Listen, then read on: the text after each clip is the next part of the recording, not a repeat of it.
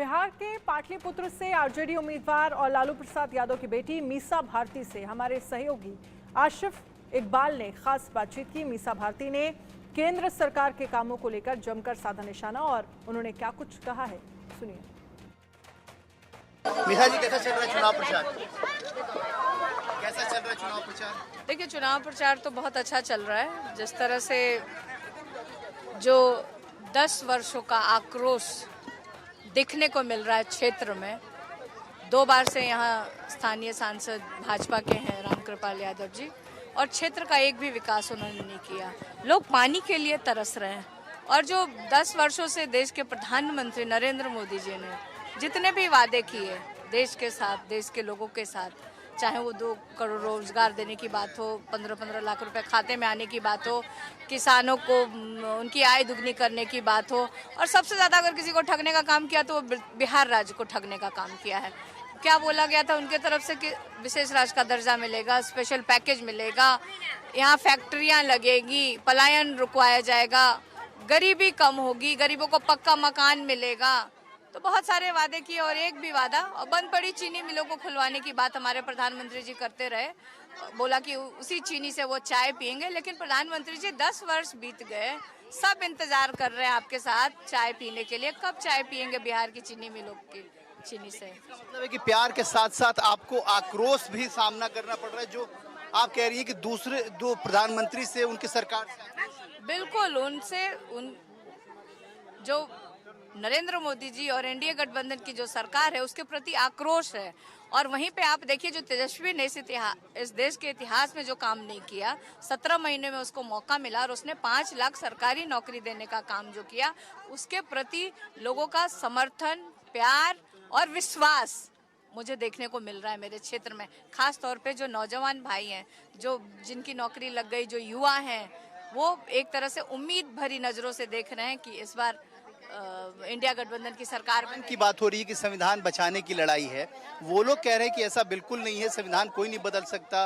विपक्ष बिना भ्रमित कर रहा है कि संविधान बदलने की। देखिए, ये आरोप कोई विपक्ष के नेता लोग नहीं लगा रहे हैं, ये भाजपा के नेताओं के द्वारा ही बहुत सारे वीडियो वायरल हुए हैं। तो ये प्रधानमंत्री जी को अपने नेताओं से पूछना चाहिए कि इस तरह का बयान वो क्यों देते हैं। वही लोग कर रहे हैं कि हम संविधान में 400 पार आएगा, हम संविधान में संशोधन कर देंगे, हम आरक्षण खत्म करेंगे। तो ये उनके नेताओं का ही बयान है, ये विपक्ष के नेताओं का कोई आरोप नहीं है।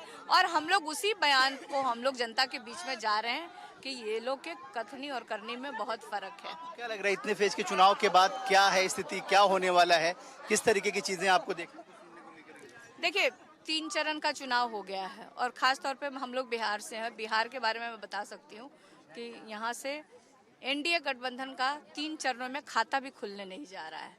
इतना आक्रोश है जनता के बीच में। एक सवाल जरूर बनता है, क्योंकि नीतीश कुमार जी जिस तरीके से व्यक्तिगत अब जिस तरह की उनके भाषा कह लें या उनके शैली कह लें, पहले कभी देखा नहीं था, लेकिन अब सीधे तौर पे परिवार पे हमला और इस तरह की बातें बोलना, वो क्योंकि कभी भी चाहे वो हो चाहे कोई भी लीडर हो, कम से कम ऐसे शब्दों की। देखिए, अब मैं क्या कहूँ, वो हमारे बड़े हैं, अभिभावक हैं और चाचा हैं, और कहीं ना कहीं जो जनता से उनको जो उम्मीद थी वो शायद नहीं मिल रहा, इसलिए वो झुंझलाहट में इस तरह के बयान दे रहे हैं।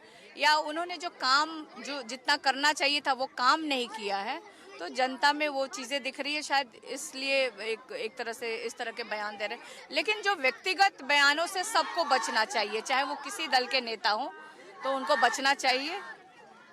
आखिरी सवाल दीदी, आपको यहाँ के लोकल जो सांसद हैं, जो ये भी चाचा ही लगेंगे, तो इनके बारे में क्या कह रही हैं, कितना काम हुआ है? क्योंकि आप जैसा बता रही हैं कि आक्रोशित जनता है, तो ये कैसा देखती हैं? देखिए, मैं यही कह रही हूँ कि स्थानीय सांसद महोदय यहाँ से 2 बार पाटलिपुत्र क्षेत्र की जनता ने उनको मौका दिया, और जो एक बेसिक नीड, जो मूलभूत सुविधा भी करते हैं, यहाँ पीने की व्यवस्था भी नहीं है। अभी गाँव में मैं जाती हूँ तो महिलाएं कहती हैं कि पीने की पानी की सबसे बड़ी दिक्कत है।